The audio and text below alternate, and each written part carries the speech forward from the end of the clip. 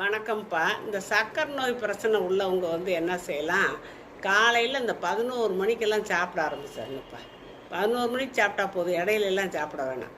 காலையில 5 மணிக்கு காலையில 5 மணிங்கிறேன். காலையில 8 மணிக்கு, 7 மணிக்கு, 9 மணிக்கு இப்படி சாப்பிட வேணாம்.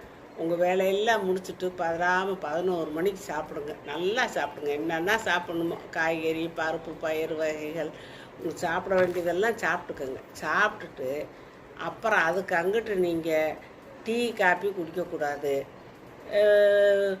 தண்ணி குடிச்சுக்கலாம். தண்ணி நல்லா வேணுங்கிற அளவு குடிச்சுக்கலாம். அப்புறம் நைட்டு சாப்பாடு இரவு 7 மணிக்கு சாப்பிட ஆரம்பிச்சிருங்க.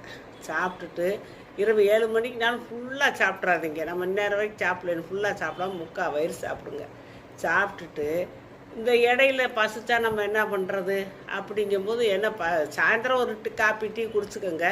ஆனால் இடையில பசிச்சுன்னா என்ன பண்ணுறது, பசி சாப்பிடணும் போல் இருக்குமே அப்படி இப்படி நீங்கள் நினச்சிங்கன்னா தேவையில்லை. அப்படி தேவைப்பட்டால் இந்த கொய்யாப்பழம், ஒரு சின்ன கொய்யாப்பழம் ஒன்று சாப்பிட்டுக்கலாம். இல்லாட்டி ஒரு சின்ன வாழைப்பழம் சாப்பிட்டுக்கலாம்.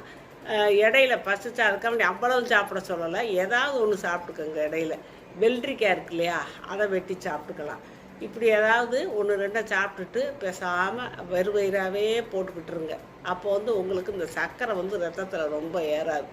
அப்புறம் நைட்டு 7 மணிக்கு சாப்பிட்டுட்டு 7, 7:30 கூட முடிச்சுருங்க.